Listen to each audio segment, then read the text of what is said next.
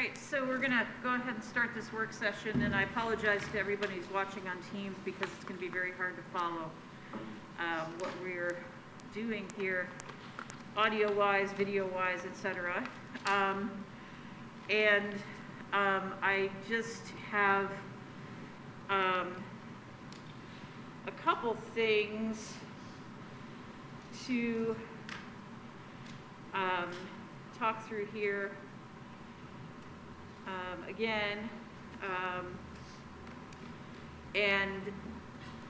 Just to restate that we do fervently believe that people are safer and healthier when they live indoors, especially during winter months.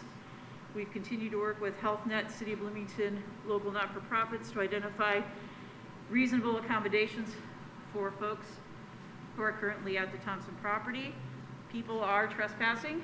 People don't have adequate sanitation, and it's terrible.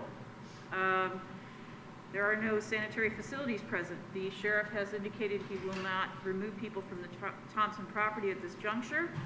So this whole thing's postponed indefinitely, but our hands are tied, and we want to move on to the next step. We want to figure out what can we do better, and it's not providing. We aren't providing camping facilities based on our health code.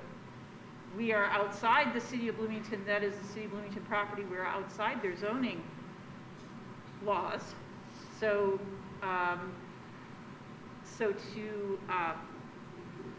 to focus on the that side of it isn't incredibly helpful because that's not a solution. Thompson's not a solution for anybody. It's a short term. It's what it is now. We understand it. We get it. And people want to stay there. We hope for the best.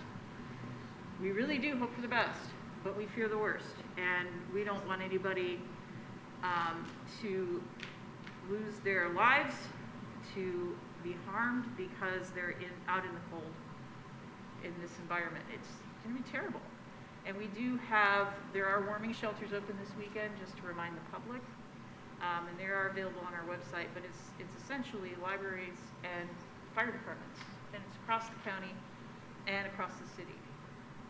So we encourage folks to help those who need it to get to a warming shelter this weekend especially, because it's going to be 0 at night. It's terrible, and it's frightening.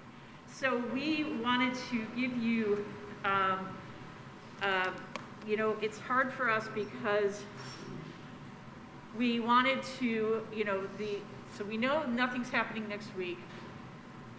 So, but when we set this meeting, we didn't know that.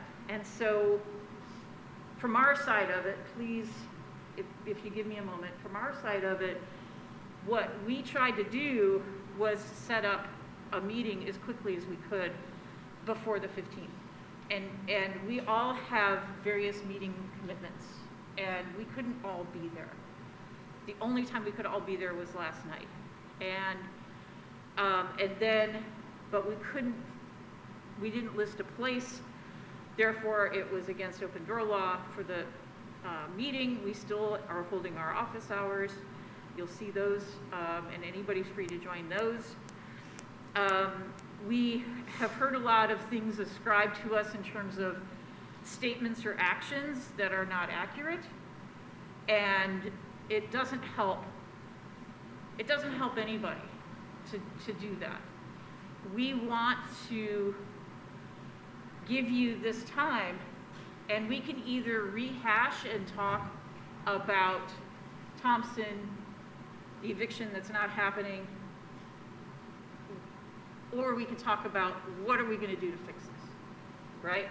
Leave it up to you all, and whatever you'd like to do. We are going to, I think we do have a sign-in sheet somewhere, so if we get folks to write their names, that would be great for the record. If you can, that would be great. If you choose not to, that's on you, that's fine. So really, what you want to spend your time doing now is really up to you. And we're here and we're listening, and you know, we can't do right for doing wrong. Well, you moved the conversation. Well, we had to. And right now is the only time we could do it before next week. That doesn't mean future meetings can't be at night. So, you know, this isn't the end, this is the step one, right?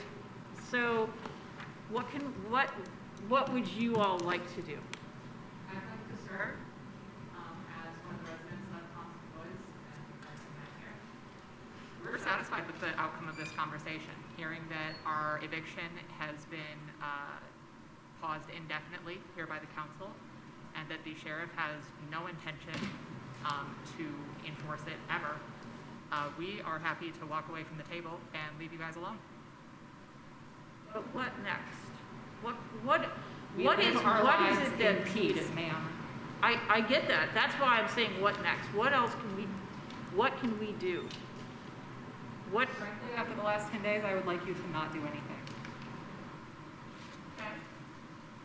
Could I posit a guarantee? If we're already understanding that the eviction is indefinitely held off, what's the harm in writing, we guarantee we won't evict till April? Just that we have public record in writing, you know, we can say you did a great thing and you saved people and it's great for you, cheers all around, and it also puts us at ease. Because right now it's just saying, well, the sheriff won't evict, so we can't, not saying that we won't. I think, I don't know, Mr. Cockrell can help us here. But, yeah, I think it would be a difficult, Jeff Cockrell, County Attorney, I think that would be a very difficult statement for the commissioners to make for a variety of reasons. I think the biggest one is, you know, we're not in compliance with the land use for the property. So, you know, if they said we're not going to do anything till April 1st, but something else came around and the city says you're violating our zoning, that's outside their control. I think the other thing that I would be resident about is, you know, from what you guys have described, right now it's fairly stable. What happens if it becomes unstable, right? Which could happen. I think committing to, hey, we're gonna not do anything no matter what until a certain date, kind of ties their hands if it does become unstable and something does need to happen, right? I mean, those would be the concerns that I would voice to them. because we're being upfront and honest here, because I think signing that would be the easiest thing to do. But I don't think it would be honest to do that, given what Mr. Cockrell's outlined. And we're honest and we're transparent about this. We don't have plans, and it could be May, it could be March. It depends on what happens, and we can't control that. There are so many things outside of our control. That's the issue. And I appreciate the desire to have a date. We're not in a position to put a date on it for either pro or con, because it may go beyond or it may be shorter, right? It depends on those events outside of our control. Well, one, you do control it to an extent because y'all did issue an eviction notice, and so you can take a part in putting that off until April, and if the city decides to try to carry this out, then I guess they'll have to deal with us next. But why don't you just do your part in putting it off? Two, you mentioned what if the camps become unstable? From what I've seen in the years I've been organizing with the unhoused camps, the one thing that I've seen make camps unstable is cops coming in and harassing people, and especially evictions. I haven't seen anything else make a camp unstable. So you're saying what if the camps become unstable? You're manufacturing that situation. So once again, I just want to reiterate what Ashley was saying. The best thing you can do is nothing. Like, you don't need to carry out this eviction. You don't even need to be posting this. You can just put it off on your end, and if the city wants to carry this out, then they're gonna have to deal with us too. But why are you dragging your feet? Yes, thank you. Sorry. I'd also be very happy to mention the reason you signed this eviction notice, as you've stated before multiple times, is for trespassing.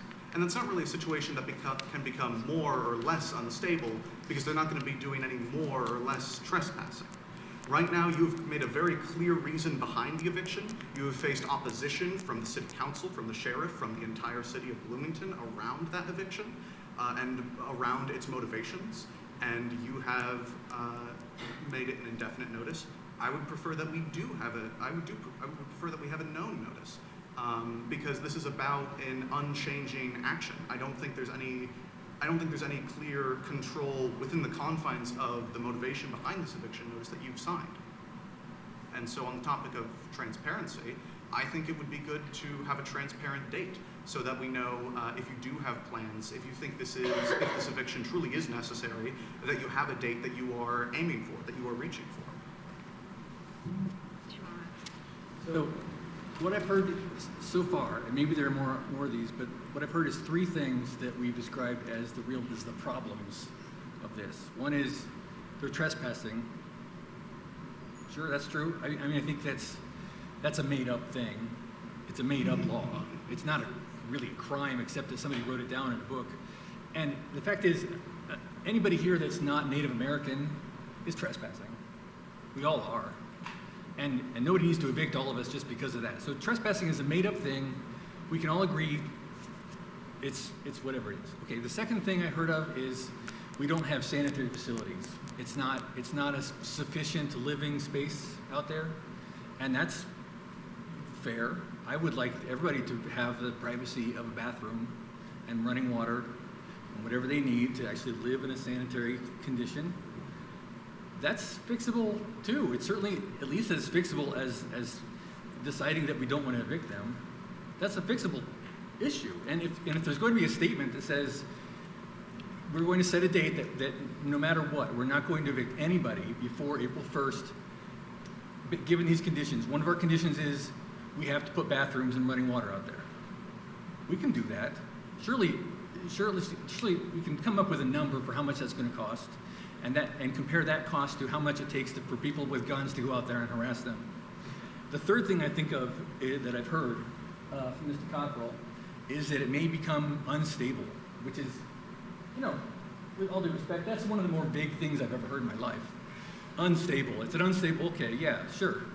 We can put that in our statement too. The statement is we're going to evict no earlier than April 1st, assuming we have sanitary conditions, assuming that it doesn't become unstable, come up with a real definition. During attorney, I'm sure we can come up with an actual thing that means something. And based on whatever that definition is, we're going to say, assuming that things don't become unstable, which means nobody with guns has to go out there and harass people, which is I think we can agree is the primary reason it would become unstable. And assuming that these things are handled by the county and the city, if we need to get them involved, assuming those things are handled, we don't need to even call into question whether they're trespassing. We just say, we're not going to do anything. And instead of spending money on having people go out there and cause problems, we can spend money, we can find money somewhere in our budget to give them bathrooms and to give them water. And based on those things, based on the fact that we are upholding our own responsibilities, we won't do anything to them until at least April 1st. Or if we want to say until May 1st, or if we want to say until, April 2027, I'd be okay with that, but we can decide what that date is. And then we just put some conditions in there. Assuming that we uphold our side of this responsibility, we're not going to do anything until then.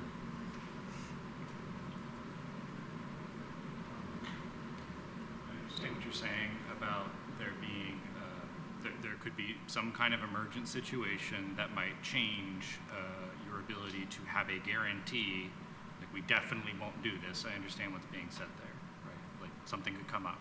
So a guarantee would be inappropriate because that means something coming from people in this building, right? However, if you were able to put in writing that you have no plans to do this, and as long as nothing changes, you don't intend to do this, I think that could still hold a lot of weight for the people who are depending on your word and have hesitations about trusting that. Do you see what I mean?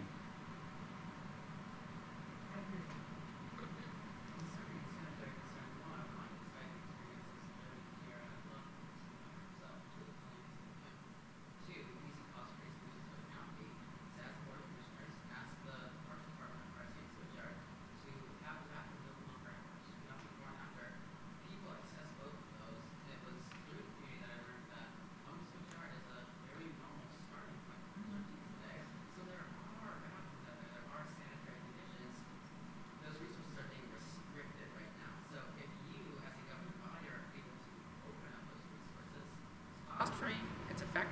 and it mitigates the sanitation issue that you're very concerned with. As for trash, I would like to also, along with porta potties, that would be fantastic, but a rolling dumpster out there, the community already self-polices, it organizes trash cleanups, we have nowhere to put it. We're not going to illegal dump because we don't commit crimes. We bag it up and then animals run through it, and so we don't know where to put it. But if you were to provide municipal services, and we'll write up the cost for that for X amount of months, you just have a rolling dumpster, we'll clean it for you. A lot of these issues, like the community's already dealing with, we just need the resources to make it happen fully, you know what I mean? Respond to like some of our questions, you can see yes or no, going to actions and what we're asking as the positives. Because you can see the Lot now, and yeah, I think I don't want to see any of this get breezed over. Did you have something you wanted to say first? I just wanted to, so you're saying that there's a commitment from the Sheriff's Department that there's, that the evictions are not going to happen. This is city property. County. So the Thompson area is, I thought you said that it was city It's property. inside city limits. Okay, so who's going to commit that BPD isn't going to go in with guns? That would have to be BPD. And so who do we reach out to? I would talk to BPD and the mayor's office. Our sheriff is elected, but the chief of police is appointed, right? So that's who you have to work through is the mayor and the city council. Are you aware of that there are any plans? Are there any backdoor discussions with the county, with the city? Is there even any written eviction notice for the 15th that has been delivered out to people at the camp? Well, that was delayed because folks were helping, and again, we want to thank those folks who were helping get people into warmer places, and that's going to be so important for this weekend, even before the 15th. That's, at this point,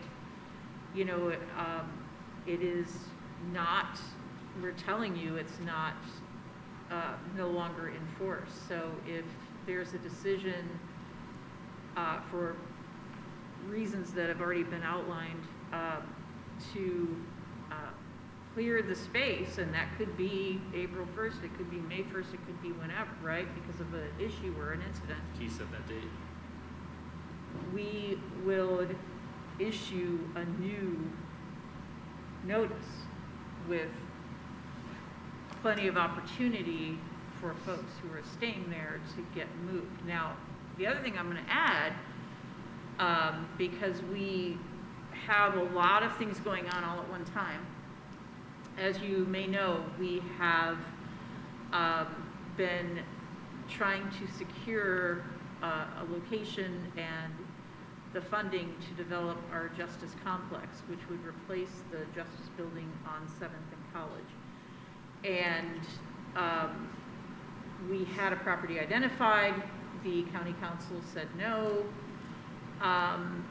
And we've had the Thompson property for years. I don't know when we got it, but it's been years. It was 2001, I think. When was that? 2001, I believe. Yeah, it's been a long time since we've owned that property. So I know we had talked initially as a board and with our council colleagues in the county about trying to create some sort of affordable housing and doing all these things. And then it was, oh, this may be a site for the Justice Center. So we actually had the space investigated for that purpose. It would cost so much money and take so much time to prepare that property that we moved on and identified the North Park site. Now, at that meeting of the county council, when they said no to the North Park site, we actually had on that agenda the sale of the Thompson property, because we didn't see any need to hold on to it, right? Because if we're not going to use it for what we thought we were going to use it for back in 2001, why are we holding on to it? We could use the money to help fund the Justice Center project elsewhere. But we pulled that agenda item because we don't know what the council wants to do. But at some point, that property may go up for sale. When that goes up for sale, it is out of our hands. The Entirely. council has to approve the sale. That is what they said on Tuesday. That's correct. Yes, that's I think right. it's in your hands then. And the council seems, so far from the letter they sent to you, quite uninterested in this eviction, and thus in the sale of this lot. It's not a matter of there are two separate things that are coming together. The sale of the property is because we don't have a purpose for it, and we will need the money to put toward the building of the Justice Center. So if you And, choose, and that happens to overlap with the fact that right now there are people staying there, right? So that is something else that's going to potentially come up, right? And so that, but everyone will know if it happens. Everyone will be aware. It will be on both a council agenda, it will be on a commissioner's agenda. It's not going to be done secretly. It will all have to happen at a number of public meetings. but the sale would be your choice, yes. The sale is a choice, would be county government. It would be council and commissioners would both have to decide to do it. So Yes. so you are responsible for approving it. We're one party of two that has to approve it. You can veto it. And so, And they could choose to not approve it. Can't give that commitment. so it seems like it still very much is in your hands if it is wanted to be put up for sale, because you can say no, you can veto the movement. And while, yes, the city council can say yes, although they seem to have been against this eviction as well. It's not up to the city council, it's the county council. My apologies. That's okay. I just want to make sure we're all No, clear. no, I Yeah. appreciate that, I appreciate that. So, even if the county council approves this, you can say no and still maintain this encampment. It's still, so it is within your power, even if the county government wants to sell this land. We are breaking our own health code in terms of having a campsite, and we are not following city zoning. And so I can't control what the city is going to do about that part of it either.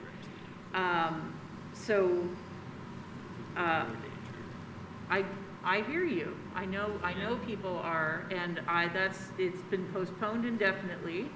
We can take under advisement what you're asking for, but that's not something that I don't think any of the three of us are willing to do a writing right now, but I'm certain that we will talk about it and make a decision together about what we are willing to commit to writing. And that's all I could offer.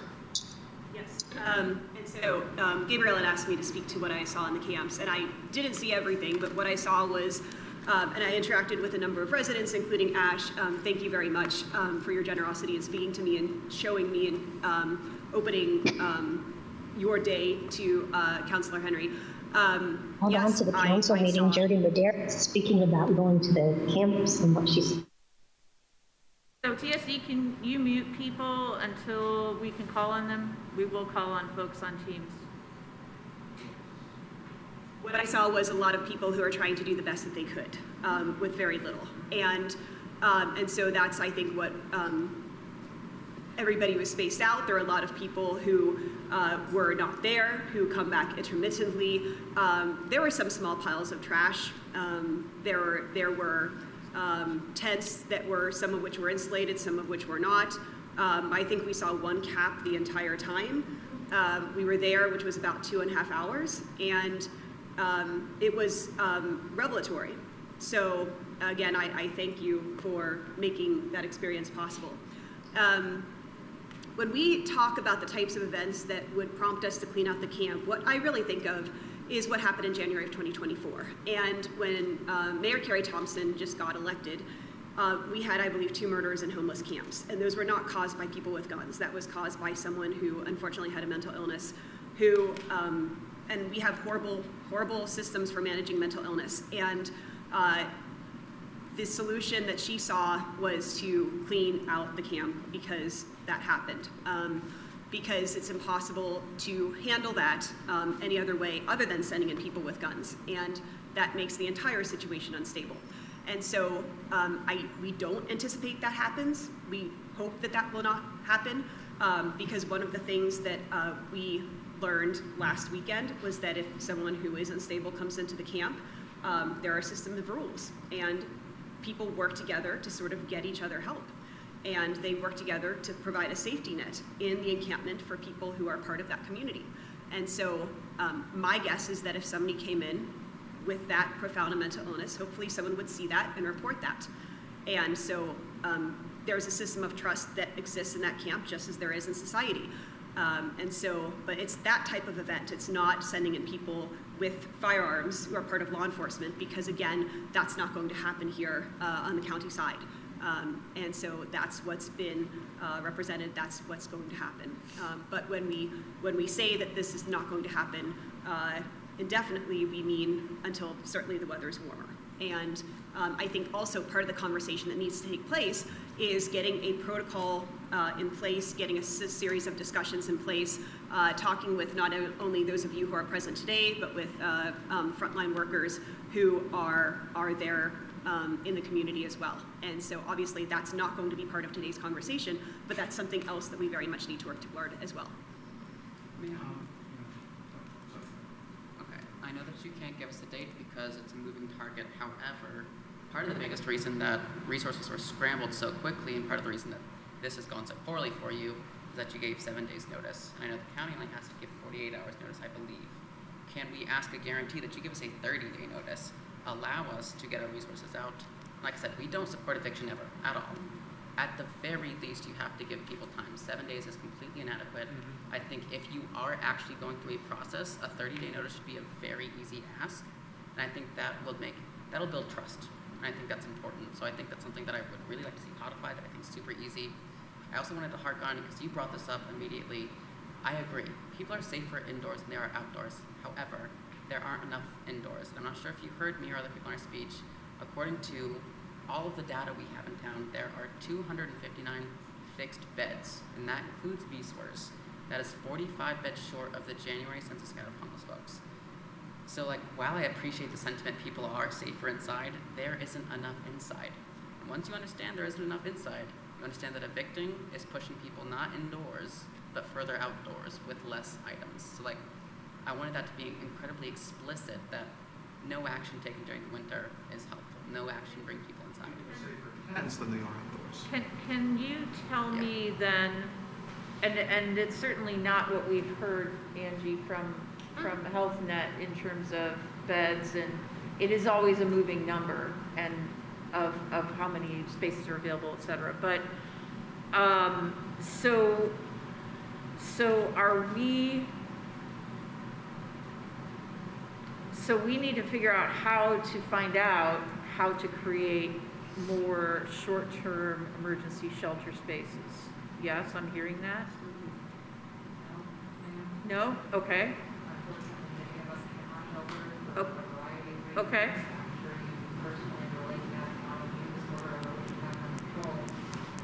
I suffer fainting spells and brain swelling whenever I get exposed to certain products, products. Okay. In different items of life. So I choose to spend most of my time outdoors. Okay. And unfortunately, there's no such thing as a space that respects that. Okay. Thank you. I would like to add some of my personal experience to back up some of what was being said earlier.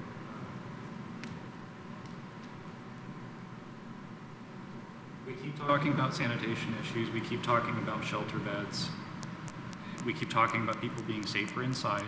There's never been any argument about people being safer inside, and it is not the case that we are advocating for people to stay outside forever and ever. That's not what anybody is necessarily asking for here. We understand we're not activists for living on the fringes of society, right? We are trying to protect people because they don't have any other options right now. I'd like to return to the point about asking for in writing agreement that 30 days is going to be the new heads up time. Just recently, I've been helping some of the folks in the camps move out of Brownswoods, which is, I understand that was not you guys, but the very first time I ever have seen a needle in these camps was in a trash pile, right, in a dedicated trash zone. The very first time I encountered human feces was because the camp was being torn apart, right? So all of these other issues, this is irrelevant. We really need to quit talking about this. None of this matters. The sanitation part of it, people do what they can with what they have because, again, right, they're people, right? They want to be clean and healthy to the best of their ability. But again, 7 days 7 days is not nearly enough. I had to bust my ass. I'm so exhausted. And we couldn't take everything that people needed. They didn't have bedding for the same night that we were moving. And I'm dodging like the chain flail attached to the bulldozer, which is still running even though we're just desperately trying to squeeze in there. And we had permission to do that, right? You see what I'm saying?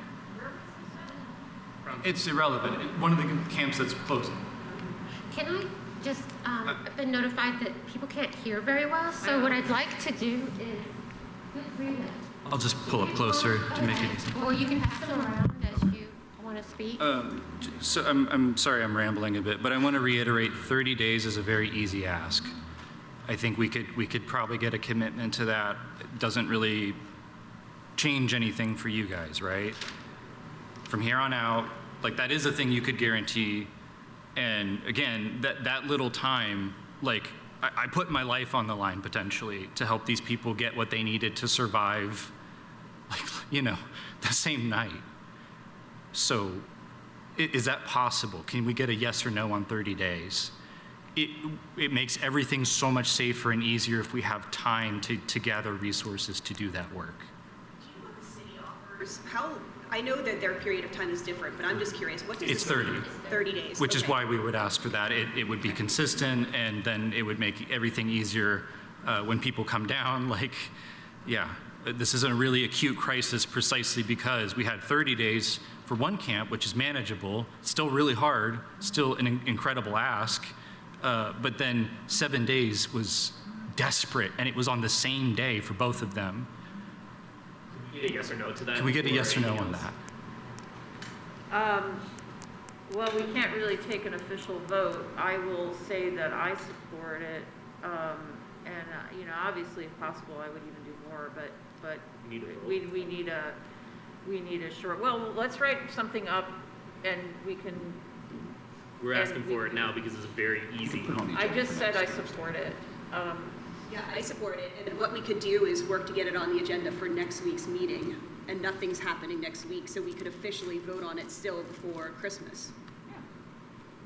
Are you all right with that? Yes, and we can't just make a decision like that. We're not the like mayor. this. It's against the law for us to do Yeah. that. We can say we support it, but it won't be binding until we vote on it in Right. session. Yeah. Are y'all going to commit to your constituents to vote that through next week then? Yeah. Yes? That Are we gonna vote it issue, through? yes, and then we Yes. have others to talk through, so we have to figure out the remainder of it. So we have, you know, I'm keeping a list of the things that we have to talk So about. yes, will be voted through next week. So I think it's a very good point. You can't just promise something in this room that could be binding. There's no way to do that. But I think you can come up with a date when you will have a draft of what your statement will be, what our statement as a county will be. And then we can, once we have that in front of us on that date, publicly post it, and more importantly, post it for the people who are most directly involved to, you know, we can put it out there on a board or whatever it takes, and then there are other places in town where we can do that. A community kitchen is one. As of that date, have a period of public comment, and then at the end of that public comment, come up with you know, maybe the next draft of it, do some comment on that, with the understanding. That pushes us into next year, if you're okay with that, because there's no way we could do all of that before next Thursday.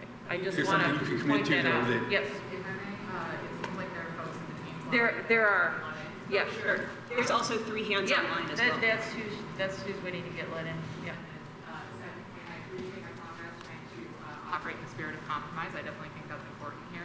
However, none of us are going to be more housed in 30 days. My lupus is not going to be cured in 30 days. So maybe another compromise that I would like to posit is potentially agreeing not to sell until spring, since that seems to be the largest mitigating factor of the property no longer being available. And did I hear him say that don't sell until spring? I would tell you just the mechanics of what we have to do in order to sell it. It's probably a 2 to 3 month process anyway. It's not going to. So mechanically, I don't think it could happen until March at the earliest. Why are you using that as a reason to try to evict now? No, I'm not using that as a reason. I'm just So what telling, was- what I'm saying is this county, this property will not always belong to the county. It may be sold in a year, it may be sold in 5 years. So to set up a series of rules, et cetera, at some point, we're not gonna be owners of the property. That's all I'm saying. I'm just being transparent so that in a year, if the property goes on the, you know, on for sale, we don't have people coming back, well, we told us we could use this forever. No, I'm saying that this property belongs to the county now, but it will, at some point, no longer belong to the county. It will not happen. I would say it would take at least 90 days, if not more, to sell that, and that would be expedited, and I don't see that happening either. So. I think it would be We're- extremely we're difficult to beyond sell it in spring, 6 but- months, but I think 30 days is kind of or 90 days is kind of a bare-based, if we got lucky, maximum. So can we go ahead and have the folks on teams one at a time speak? TSD, if you could do that. I cannot see the screen from here. Thank you. ER is the first one.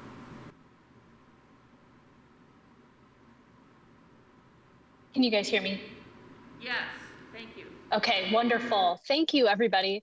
My name is Erin Reynolds Nyland, and I am the Housing Solutions Director with Heading Home of South Central Indiana. Our executive director spoke on Tuesday night, I believe, about just appreciating everybody's work so far. I would like to say and kind of give a quick background about the organization and my role in the organization. Recently, we were able to get a grant from the Lilly Endowment to deploy 6 street outreach case managers who are focused on housing those who are unsheltered in Monroe County. And since late October, we've deployed 5 case managers who are actually, I think, interacting a lot with the people who are in this room. And on behalf of them and myself, the community, thank you guys for the consistent support that you are providing to our unsheltered neighbors. And I want to say that I really would love to figure out how we can align and resource, not share, but to be able to know how to leverage each other and unify our efforts and say that we're all going about this and knowledge of awareness of what each other are doing, because I would really hate for any kind of resources to be duplicated, but if we can align and unify for those who are at the forefront of this issue, I would really, really enjoy that. And then two, I do want to say that overall, I supervise the street outreach case managers and 3 diversion case managers, but I'm also part of more systematic supports and developing those and aligning everything that has to do with trying to house and make sure we keep our unhoused neighbors safe. And so part of that is coordinating and orchestrating the deployment of housing case managers once we learned that this was going to be shut down. So I was able to try to help coordinate at least a message and consistent engagement to make sure that our neighbors aren't flying under the radar. Nobody's going missing through displacement, which makes our jobs a lot harder in making sure that these people are safe and engaged. And so more systematically, outside of the direct service, I am working on implementing and have grand ideas that I want all of you guys to be at the table for when it comes to a protocol.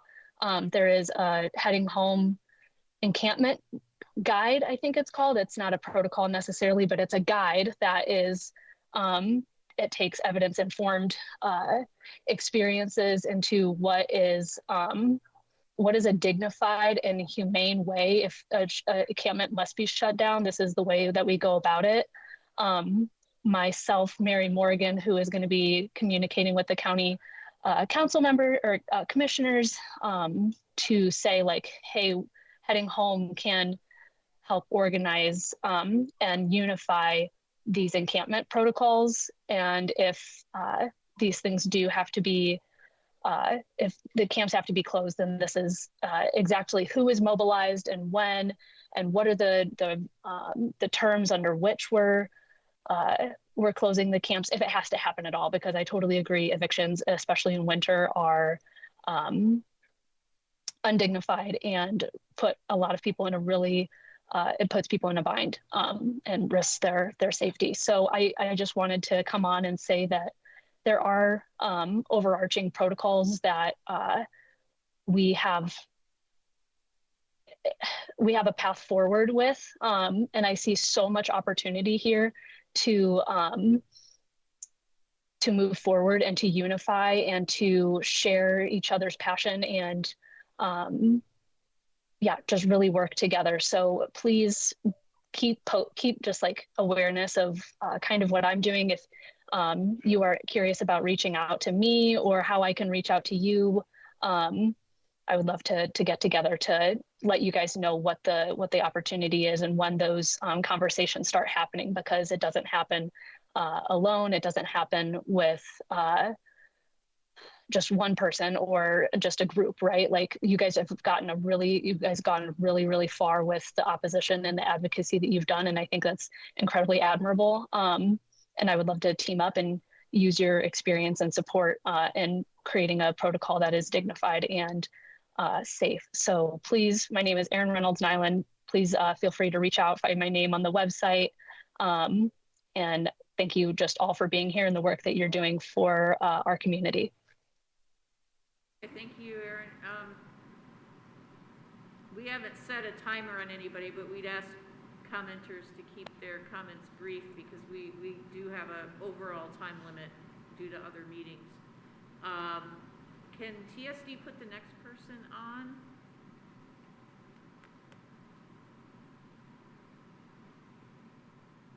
Hello, my name is Zach Ammerman. I'm a Bloomington resident. I just want to say, one, I wanted to thank you for postponing the eviction. I think it's kind of a shame that you were even considering a winter eviction in the first place to begin with. But it's nonetheless positive that you are now postponing it indefinitely. So I think that's good. I also want to say, while I think 30 days is bare minimum, the fact that it sounds like you maybe got that coming down the pike. I know you don't have a formal agreement yet. That's also positive. So thank you for that. But beyond that, before all of that, I just want to point out that I've heard from several different people in county officials in the meeting so far, so at least 3 or 4 different reasons why you might one day need to evict them anyway. The health code, zoning, maybe one day you might theoretically want to sell the property. That sounds to me like you're kind of grasping at straws, trying to find reasons why you might one day want to evict them. If you do that, where do you think people are going to go? You're just moving the problem around from one place to another. And if you actually want to solve the problem, homelessness is a housing problem. If you actually want to long-term solve the problem, you need to spend the next 6 months working round the clock, getting these people housing and resources. That's the answer. And so I appreciate the progress that's been made in this meeting, it sounds like, and the postponement. That's positive, but if you actually want to solve the problem, we have answers, housing and resources. Focus on that for the next 6 months instead of focusing on trying to find reasons that you might want to theoretically evict them. Thank you. Thank you, and that's exactly what we can talk about if you all want to, which is what does that housing look like? How do we do it? What do those resources look like? How do we do it?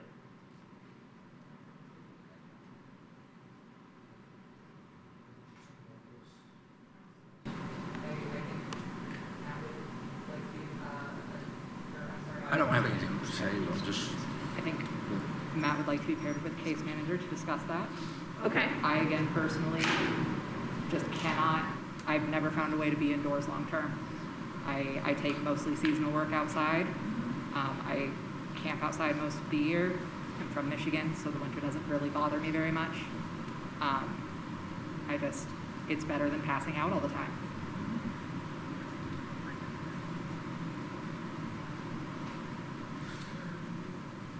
Yeah, just on the issue of selling the property. So my understanding is that county has to approve it, so that could take place you guys have decision making over when that could happen. Could you guys ever not, like, could you put it in writing, you know, to say that you would not sell during dangerous weather, inclement weather situations? Is that, or, I mean, if this is the issue right now, I imagine if you have the option to sell it would take 2 or 3 months. If it's November, you could say, Why do you want to sell it so badly in the first place? It's taxpayer money.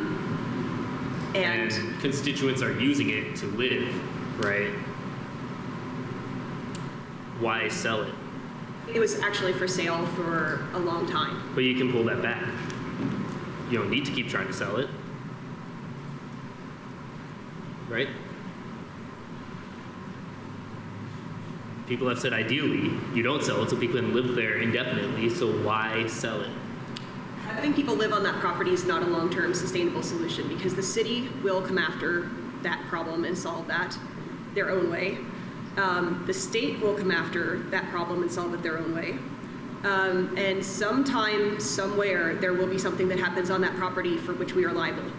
And we can put a temporary stop to the problem, but the temporary stop is not a permanent stop. And so y'all will do the city or the state's job of evicting it now rather than letting them take, you know, that it's action. better we keep local control over local problems than cede that to the state, yes.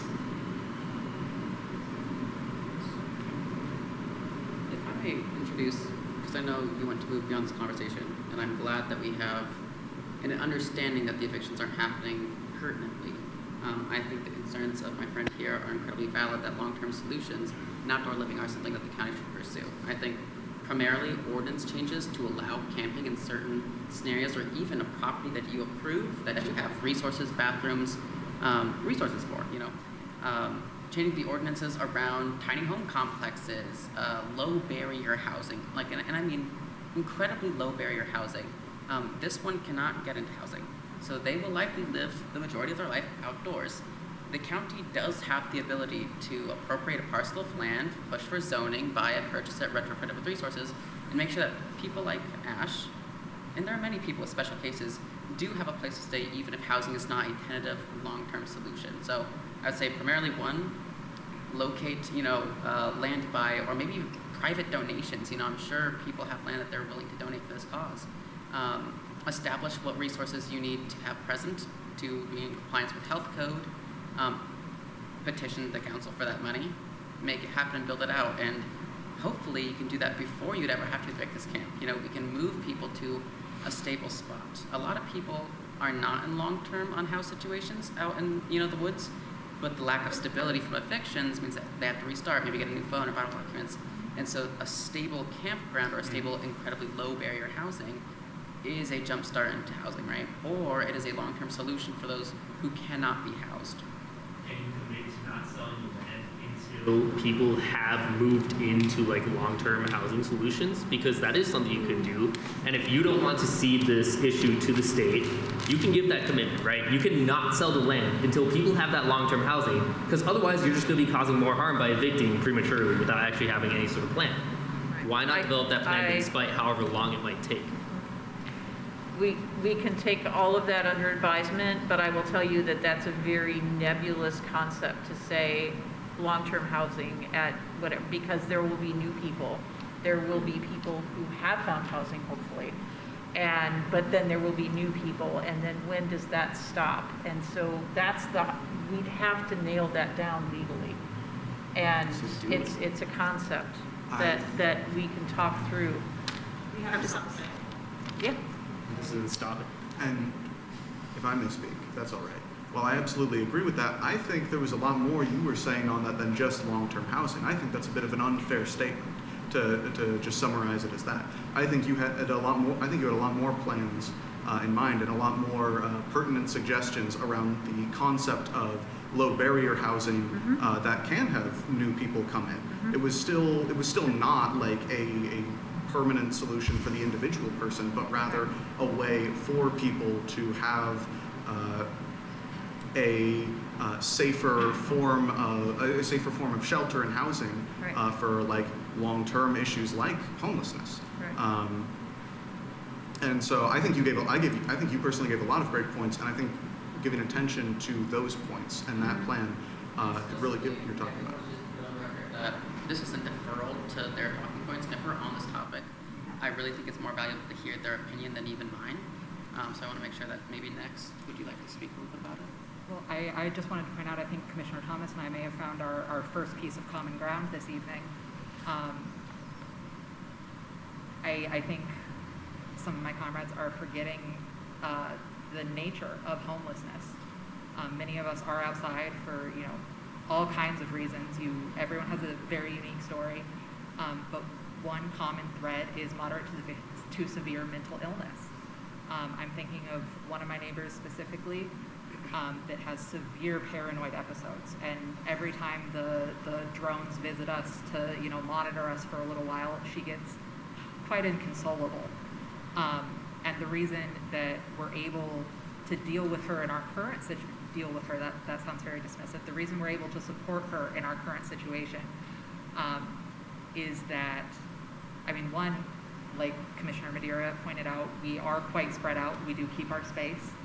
And then two, we are de-escalation trained. We have been homeless around other homeless people for a long time. We know how to talk each other down. If she were in some sort of, housing situation, maybe she got placed at Crawford or what have you, the second she had, an incredibly severe episode and, had some sort of interaction with, any of the staff there or what have you, she would be unhoused again. And so I think that is one of the most important reasons to underscore that there has to be a different solution than evicting. Yeah. We're not all going to be inside. Clearly not all of us want to be in the woods forever. But just, there has to be a better solution than either you go inside or we're going to throw all of your stuff in the dumpster every 3 months. That's very weird.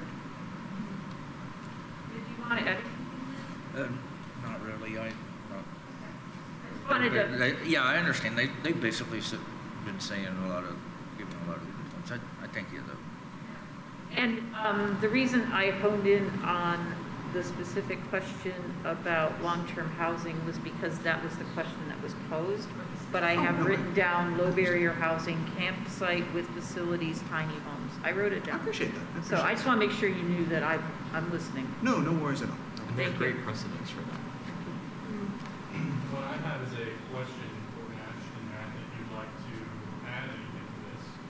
What I'm imagining, based on some of the issues with the Thompson property being city-owned technically, or it's inside city limits, so the county owns it, so there is complications with that.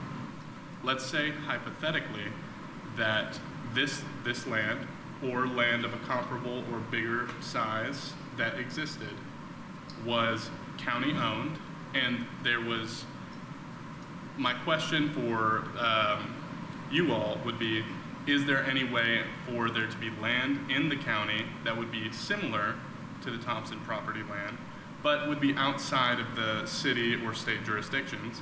And then my question for you guys would be, let's say this land that exists now, or this hypothetical land that could be donated or could be community fundraised or what have you.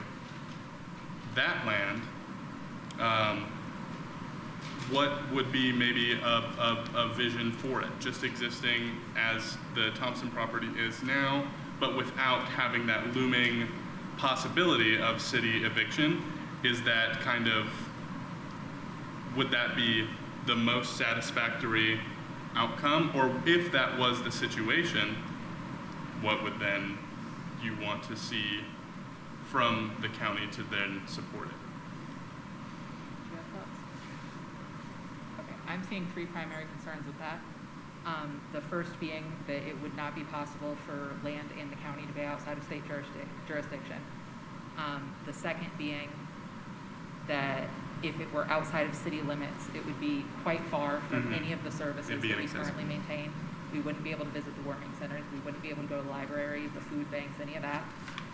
And then the third is that I'm assuming one of the building code violations, I believe building code violations that was shared with us is that if we were an official campground, we would need a security force. If there were security force monitoring this property at any time, it puts, people who may have, more severe issues closer to people who, even if they did not have guns, even if they had, every body camera in the world, all of the mitigations that we love to talk about for policing, they would still have the power to arrest. Right. And I would like to highlight the story of our beloved Miss Kim that we lost this fall. She was arrested on some misdemeanor charge and died in holding. And the cause of that was never really fully determined to my knowledge. No one really quite knows the story that happened there. And I think no one's honestly really looking into it. But, we miss the crazy funny old lady that used to busk on the side of Seminary Park. So.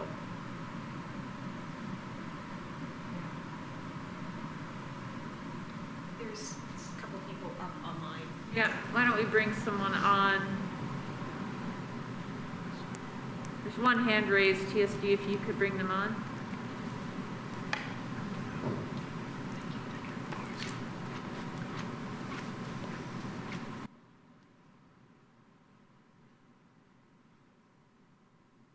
Hello, can you hear me? Yes. Hi, this is Katie Norris with Hotels for Homeless. I missed the beginning of this, also another issue with Teams. From what I understand, the eviction has been stayed. I would like to express my deepest gratitudes. I truly cannot thank you enough. Each and every person that had a say so or was able to help make that decision, thank you. Thank you, thank you, thank you. As far as what Aaron Reynolds was saying from heading home, I would just want to absolutely second that in every way, shape, or form. I would like to collaborate with any and all other social services or organizations or groups who would like to help. I will go ahead and give anyone that's listening here my cell phone number. You can reach out to me. I answer my phone 24/7, 365. My phone number is 812-219-8817. Our email address is h4hbloomington@gmail.com, with the number 4 being in between the 2 letter H's. If there is anybody here who can think of anything that we can do to help, please let us know. You can call me, text me, email me. We do have a lot of short-term and long-term solutions in the works. Clearly, Hotels for Homeless offers hotels. We also offer telephones to help people get in contact with us so we don't lose track of them, because that is a big thing. I remember in 2020 with the seminary eviction, it took me 31 hours to find 28 people. And I mean, I didn't get a stop. I was on the phone while I was using the restroom. I was on the phone while I was eating. My children got zero attention, and it was a nightmare. It was an absolute nightmare. So if this is going to happen at some point, the first thing we'd like to offer is cell phones to everybody so they can be in contact. The second would clearly be hotel rooms if it was an emergency weather situation, which I pray that it never is, because that is insane. And then also casework. As far as long-term solutions, we have some other organizations in the works. We have Tommy's Trailers. We own a trailer. We would like to give it away to somebody. That is affordable housing. We have plans to get more. We are working with multiple different trailer courts. It's between $500 and $600 lot rent. That is affordable housing. We're working with Area 10 that has an apartment open right now for someone over the age of 55. We are working with a veterans unit who is there to provide trailers just to veterans and housing just to veterans. We are starting Kirk's Cars, which is going to allow transportation to be given away at no cost to those who are experiencing street homelessness, including drivable RVs with beds in the back of them. We need help with all of these things. And this eviction, we're getting ready to do our Christmas program, which I'll tell you this morning when I showed up, I explained to my family We've done this for 6 years. If this eviction goes through, there's no way we will be able to do it. Our resources will be sucked dry in a matter of moments. So thank you for that, because now we will be able to do that. Sorry, I lost my train of thought with the Christmas program. But we want to make this happen. We want to offer all of these resources, short-term and long-term, and we want to work with anybody and everybody who also wants to work with us on these. And we are open to suggestions, ideas, and also, if anybody in the world can volunteer at the emergency winter shelter, please, dear God, go volunteer at that winter shelter, please. That's all I got for at the moment, unless anybody has any questions.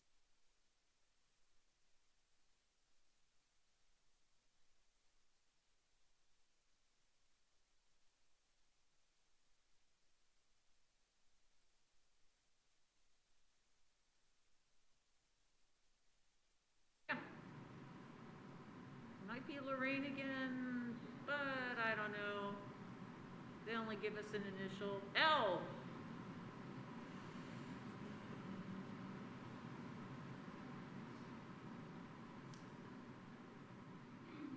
Looks like they're still muted. Yeah, so we're gonna mute them. Well, so once we unmute them, it will still show muted until they unmute. So both have to be unmuted. Yeah. So it's an odd thing with Teams. You can't tell. They left the meeting. Yes, we can. I thought I heard someone. They said they left the meeting. They left. Oh, shoot. Okay. Okay, they're still there. Yeah, hands up again. Wanna try again?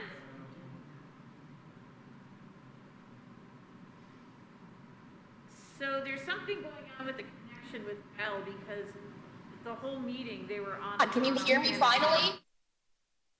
Don't we? Can you finally hear me? Yes. This is literally the only time on Teams today that it has allowed me to unmute myself. I'm just gonna go on record for that, maybe find a different streaming platform. And now I can't hear you all at all, so I'm gonna keep talking, hoping that you can hear me.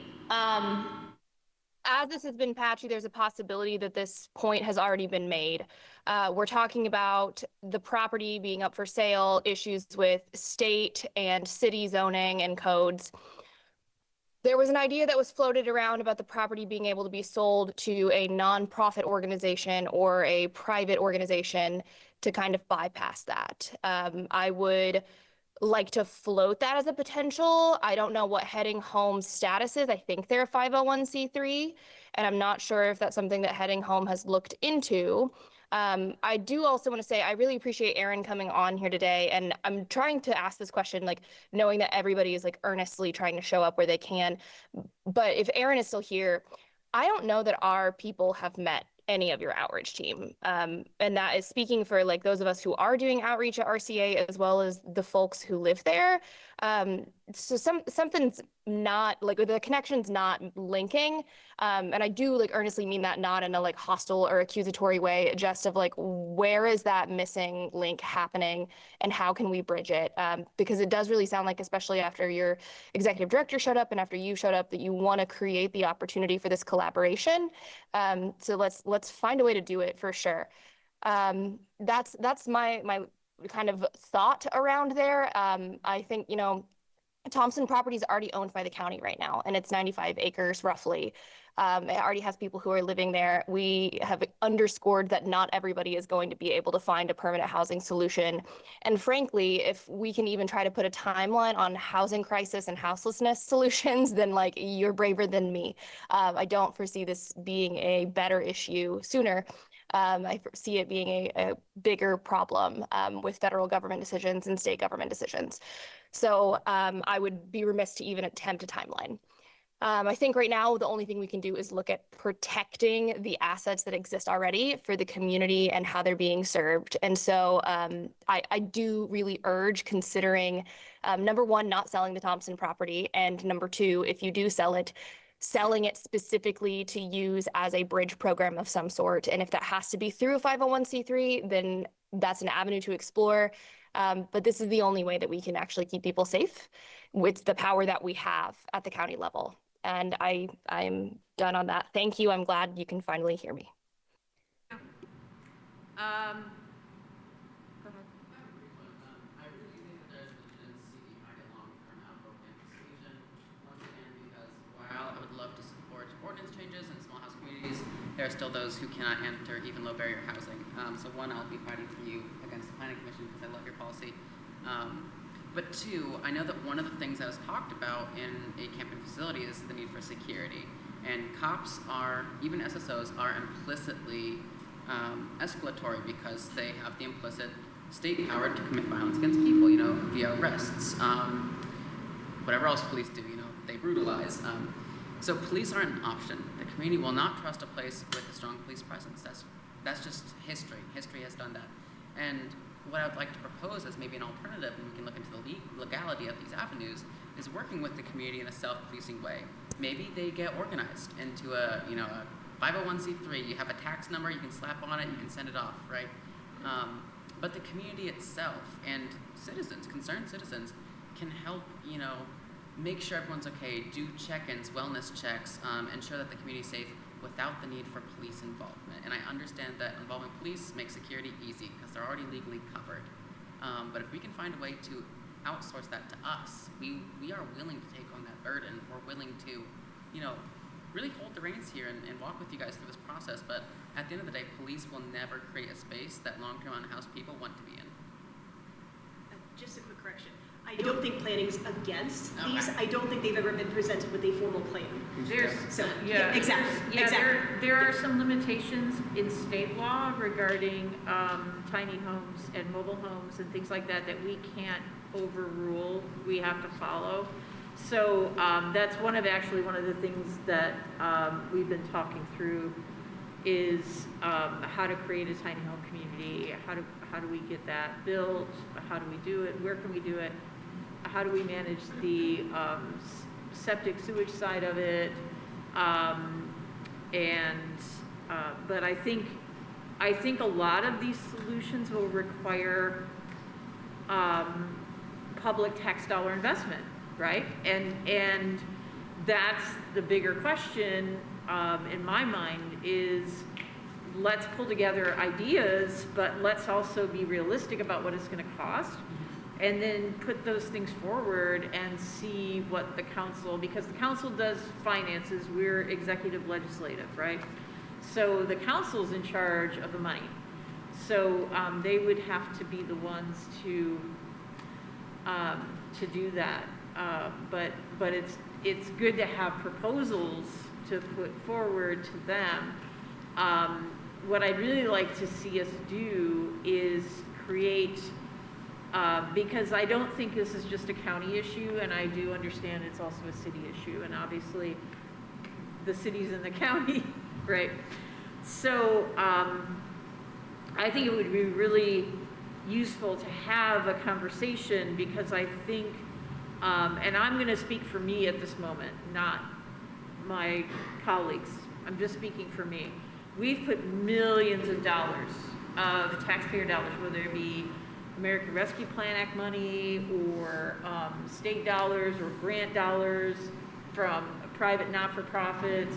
We've put in millions of dollars to try to address this problem, and I am utterly disappointed at the results we've had so far.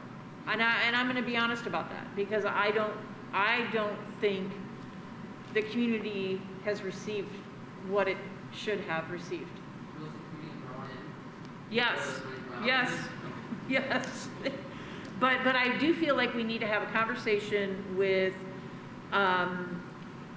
members of the county council, members of the board of commissioners, members of the city council, somebody from the mayor's office or the mayor herself. I think we need to have a ground zero. Let's start this conversation all over again, and tackle this in a way that will actually address it. Heading Home was supposed to be, because there are all these entities, Wheeler, Beacon, etc., and they're all competing against one another for money. And then they're less efficient as a result. So Heading Home is supposed to overcome that, right? The idea was Heading Home is supposed to overcome those inefficiencies by working together. And I know we've got some veteran housing and I know some things have improved, but I had bigger hopes than what came out of it. So I'd really like to invite the city to that conversation, to invite a member of county council to that conversation and start that conversation all over again. What are we gonna do and how are we gonna do it? And how much is it gonna take, money-wise, effort-wise, how do we do it? And I think we need to start again and do it right this time. That's my take on it. So I'm only speaking for me. Would you like to go first or me? Either one. Okay, so I'm gonna try to lay out some things I think has been stated very clearly, and Ash and Matt, if y'all wanna jump in at any point, clarify anything, add to anything, please do. So firstly, y'all have laid out a few reasons for trying to evict this property at some point or another down the line.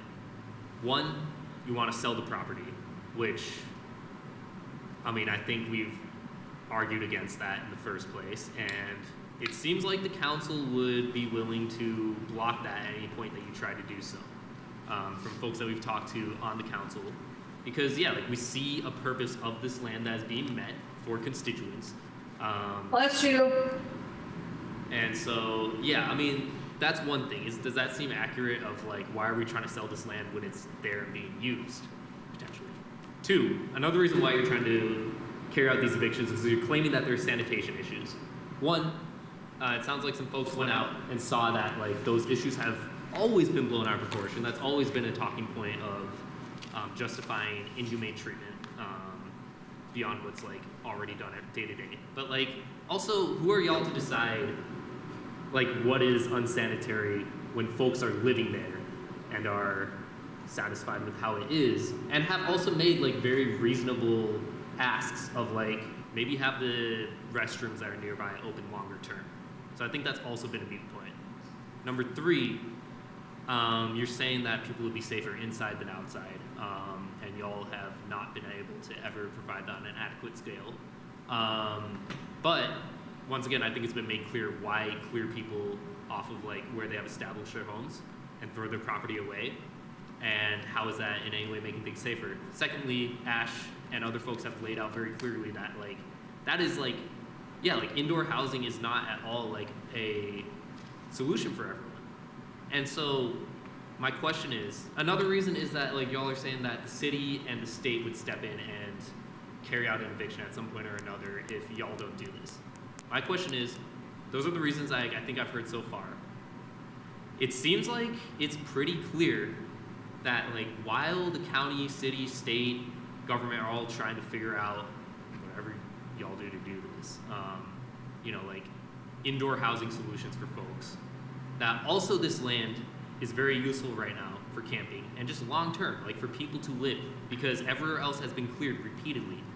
So why not just have that land set aside as it is, not trying to sell it, not trying to clear it from time to time, but just have it be there for people to stay permanently.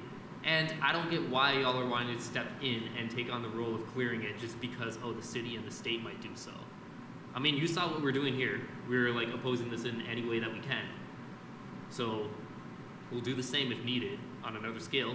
Also, y'all can just have those conversations and put that pressure on them yourselves. Who cares if like the relationship is like, you know, strained or whatever. It's still your responsibility, your job, as you say at the start of every single commissioner meeting, to be fighting for everyone within your constituency and to be fighting for the rights of everyone.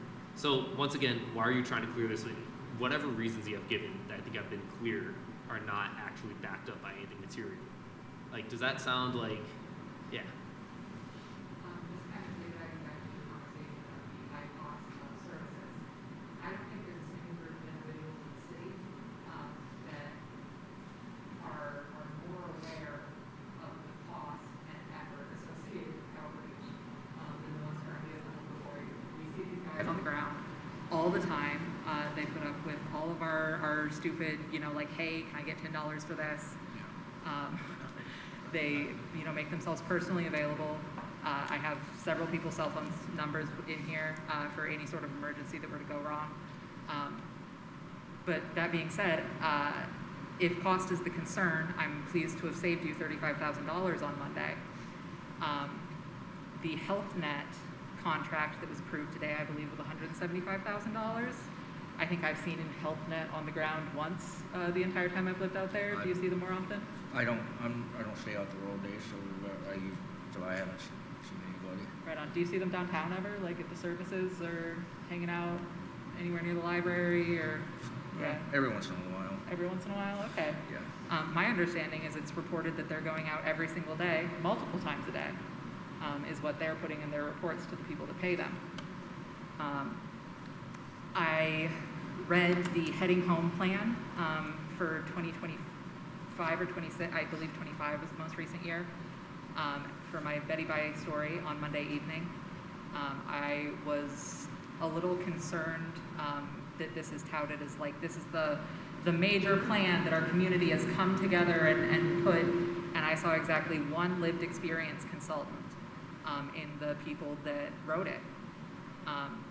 And I mean, there are good points in the heading home plan, there are bad points in the heading home plan. This is not to, you know, harpoon any agency that's here and trying to do the work. It just seems like, as you know, others have stated before, nonprofits are just not managing their money correctly. And I mean, the people here before you, I don't know if you've seen the meme about the guy that gets mad about his bank and you know, calls to annoy them until they go and fix the ATM, and he screams at them, you know, I have more fish and tape and willpower than your entire organization. These people have more fish and tape and willpower than your entire organization. So anything, if they had to file for a nonprofit, if they had to, you know, work together with some of the folks that have spoken with us today, there's an incredible amount of energy to help solve this problem. And if dollars are the concern, I mean, Help Ourselves Mutual Aid, for which many of these folks work, is on a shoestring budget that is entirely donated by the people within it. And again, they are the most helpful organizations I've personally experienced in the city. So I think maybe if we just, maybe slightly fewer administrators, maybe slightly less grant writing. I don't know where the bulk of people's costs are without looking at their annual budgets, but it does seem like maybe some folks here have some good input there. And once again, you said earlier, why not just leave this space alone? Let the people doing this work continue. And once again, like I laid out all of your reasons that you have given for wanting to clear this. And it doesn't seem like any of that is backed up. So why are you still trying to clear this? I get it. No. I also get the policy is changeable, fluid, and that we're here to change the policy, because clearly the policy has failed. That's why we're here, is because policy has just failed. And so I agree, the policy is contrived, so why don't we switch it, you know? And I know that's not a today meeting, because that is, I'm sure Jeff has opinions over there sitting in the corner.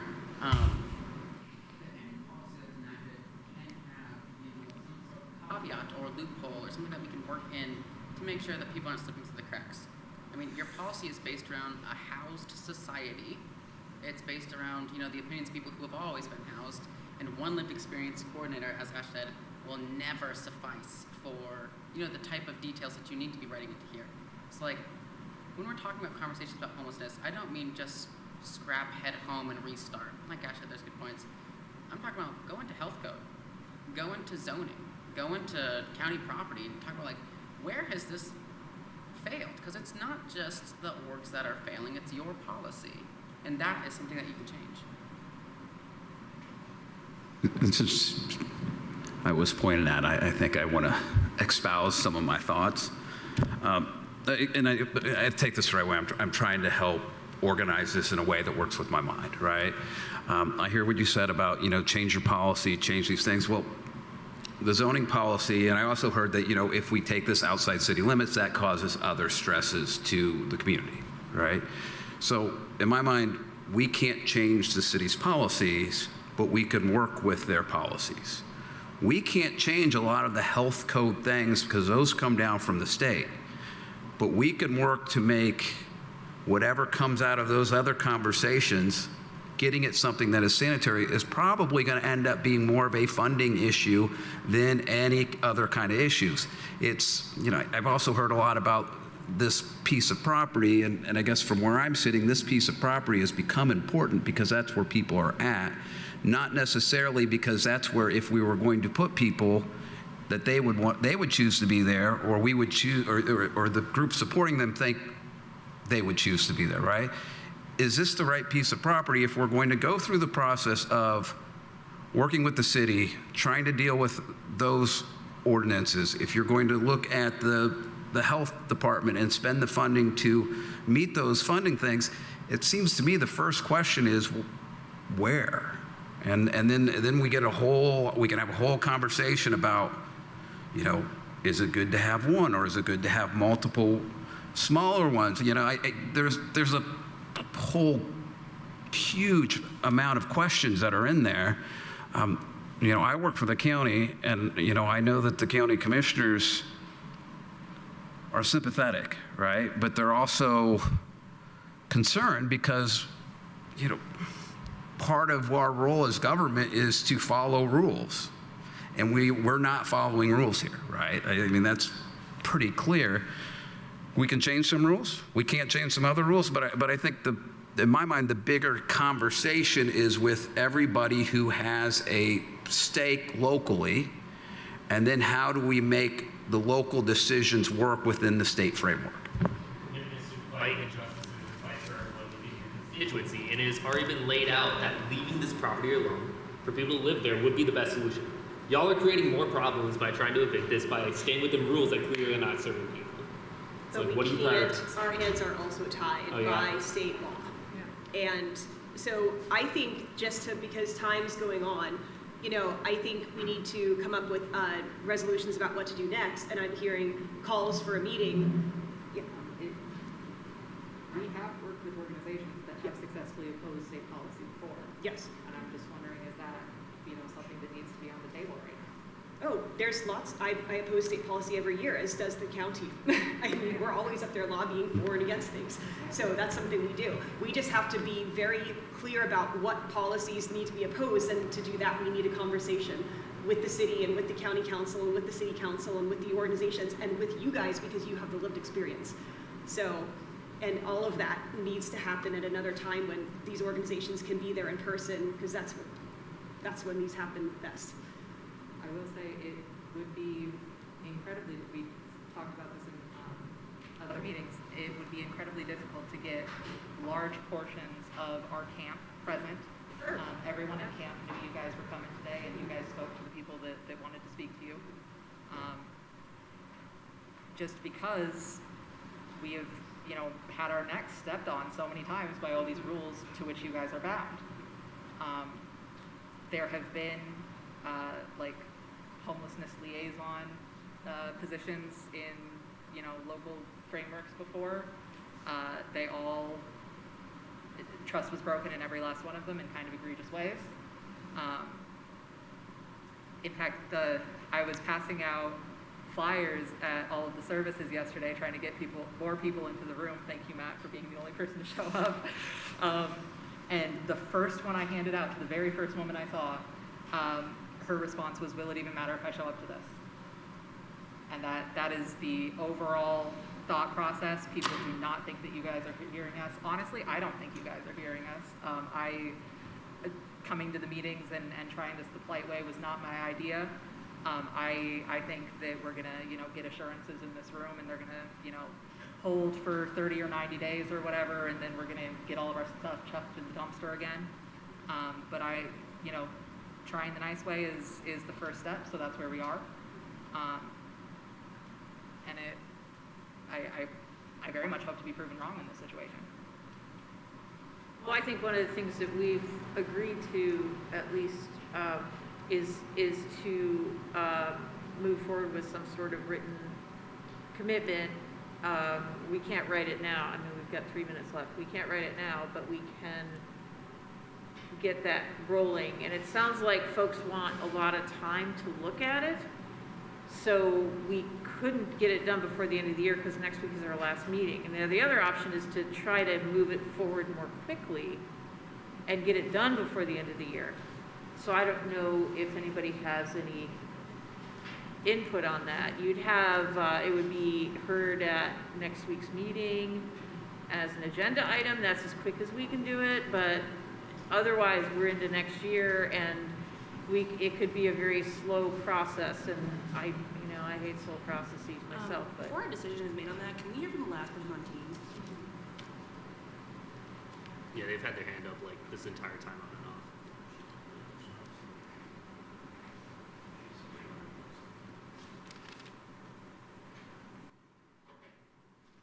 Hello, can you all hear me? Yeah.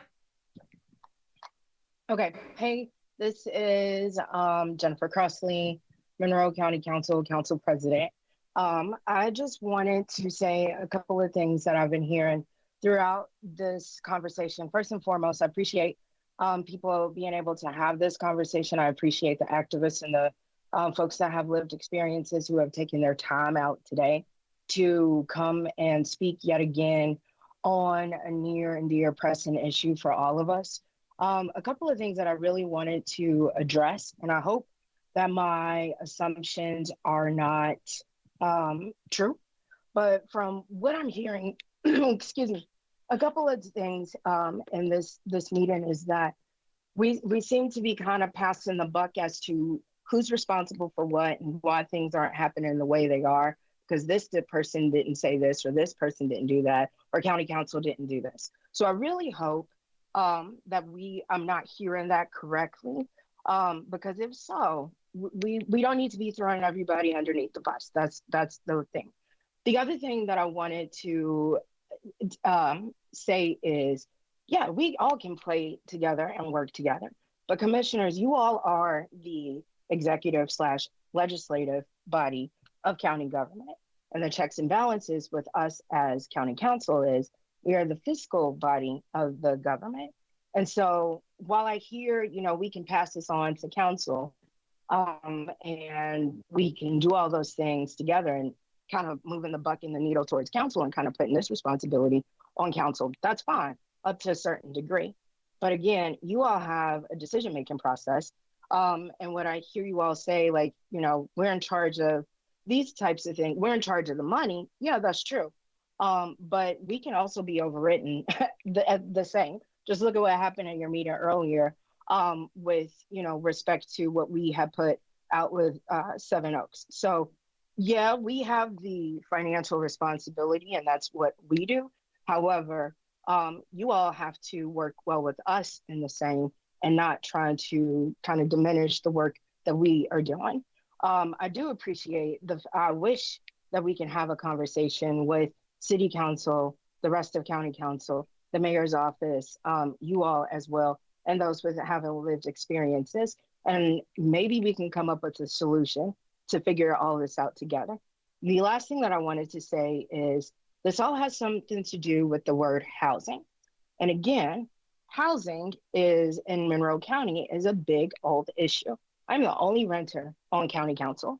And we keep hearing everybody today keep saying that there's an issue with housing and the affordability and the issues that we all see with that. We can all agree that, we need different types of housing. However, in the county, it is up to the planning commission to make sure this happens. And at the end of the day, it's also up to commissioners to approve these different types of housing. So if we are really serious about those different types of things, we as electeds need to take ownership and responsibilities, even when things don't go the way that we think that they should go, and admit that, move on. But passing the buck on and passing the blame on whomever or whatever, sit down and have a conversation with them. If you're upset about how Head and Home got all this money and they didn't have, or they didn't do what you think they should do, then sit them down and bring them to a meeting. I would love to have them at the next meeting and they can have that type of conversation.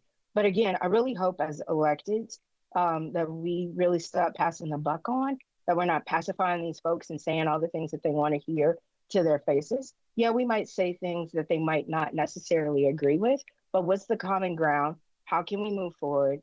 And how we can make this a solvable solution? Because I do think that it is, but it's going to take us getting out of egos to make this happen. Thank you.